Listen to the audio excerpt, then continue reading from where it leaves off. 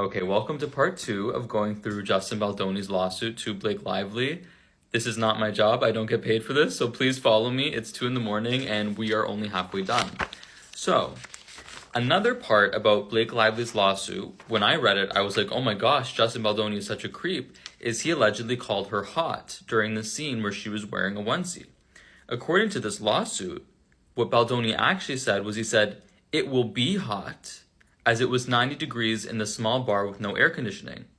Lively mischaracterizes this in her complaint as Baldoni referring to her personally as hot, using the slang term. And in the footnotes of this section, it says this entire interaction was documented on camera and they have the receipts. This is yet another example that if this is true, presumably it is, and it goes to court, and they have footage of him saying it will be hot and not calling her hot, and she tried to basically completely ruin this person's life over something that was a very malicious fabrication of the context of what was really said. That's not going to look good for her. And this is kind of why my predominant theory is that Ryan Reynolds is behind this, because it really feels like at a certain point Blake Lively just stopped wanting to be in contact with Justin Baldoni, and someone behind the scenes took over and was contacting everybody, Sony, Wayfair, Baldoni. It was all going through Blake Lively and Ryan Reynolds' people.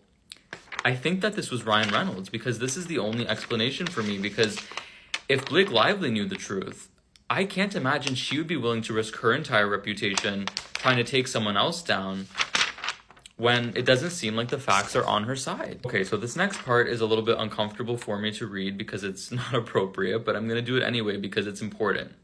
Blake Lively alleged in her complaint that Justin Baldoni was basically this creep who kept bringing up all of these sexual things, and specifically referenced a conversation where they were talking about orgasming for a sexual scene in the film.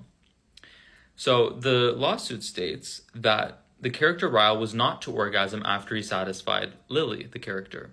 Lively remarked as herself and said, "I'd be mortified if that happened to me," personalizing the character's sexual act. Baldoni, following Lively's lead in what he understood to be an attempt to connect with the characters, remarked that those have been some of the most beautiful moments between him and his wife. They then moved on. So Justin Baldoni was basically saying, I satisfy my wife. It seems like Ryan Reynolds doesn't satisfy his.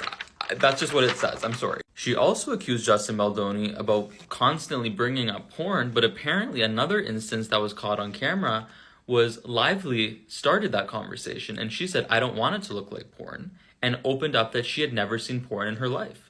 Baldoni complimented her and said that's wonderful because unfortunately he was exposed to it at a young age and developed an addiction, which is something he's discussed in his book and his podcasts. So it was actually Blake Lively, allegedly, that brought up that conversation to begin with. So Justin Baldoni's lawyer also disputes the claim that Blake Lively made in her complaint, where she said she felt uncomfortable that Justin Baldoni hired his friend to play the OBGYN. They state that Baldoni casting an experienced actor who happens to be a friend is no different than casting Lively's sister, who was cast because she is Lively's sister. So I didn't realize this, but they actually did hire Blake Lively's sister for this film, so she did have a role.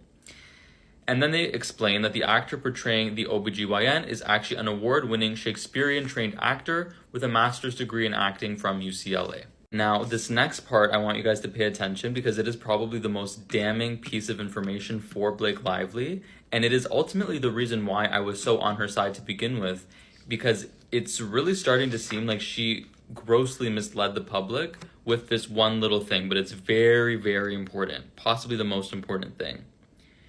It is crucial to note that the list of grievances read at the ambush meeting where Ryan Reynolds verbally assaulted Justin Baldoni allegedly was separate and apart from the 17-point return to production demands and were never presented to any of the parties present.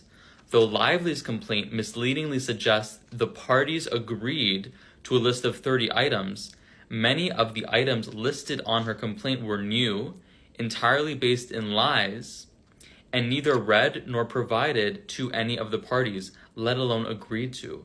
The only document presented to the parties was the 17-point return to production demands presented on November 9th and signed over 2 weeks after this meeting on January 9th. So the reason why that's so huge is the way that Blake Lively's lawyers wrote her complaint is she put down this list of 30 grievances at the beginning. And she made it seem like Justin Baldoni and Jamie Heath signed on to those grievances of all of those little specific things of walking in the trailer and sexual harassment and watching her when she was breastfeeding and smelling her hair and bringing up porn and all of those really, really messy stuff. That actually isn't what was agreed to in the meeting. So there was a 17-point list that was some of the more generic things that they agreed to because it was already in the contracts. And then there was a 30-point list that she wrote after the fact that nobody ever saw, but then she included in the lawsuit to make it seem like they agreed to that, which is actually like definitely grounds for defamation because it really is that misleading. I hope that I did a good enough job explaining why that's so significant. Then the next 30 pages, you guys know, just sort of details all the screenshots of the editors, the producers, the castmates. What it really does is it paints a picture of Blake Lively, sort of everybody treating her the way that they treated Meryl Streep in The Devil Wears Prada. As soon as she walks in, everybody's bending over backwards for her. They're giving her the dailies. They're letting her have the producer credits. They're letting her edit the movie. They're just completely bending over backwards for her because she was constantly threatening to destroy everybody's reputation and not market the film. So it definitely does a good job of lending credence to the claim that she tried to take over the film. Another piece of evidence that is very damning to Blake Lively and wasn't in the original lawsuit that Justin Baldoni filed, which is why I said I wanted to see proof of this, is they do in fact have proof that they screen tested both Justin Baldoni's version of the film as well as Blake Lively's version of the film with an audience, and they scored his significantly higher, 20% higher, rated his film as excellent versus Blake Lively's version. And significantly, the only group that it polled well with was actually men, which is not the target audience for this film. Need I remind you, since it's become completely lost, that this film was about domestic violence and was a film for women. So Justin Baldoni kind of rightfully used this as evidence that they should have used his version of the film, but Blake Lively reneged on her promise and insisted that her version be released to the public instead of Baldoni's cut, even claiming that the book's author, Colleen Hoover, would refuse to promote the film as well if Blake Lively's version was not chosen.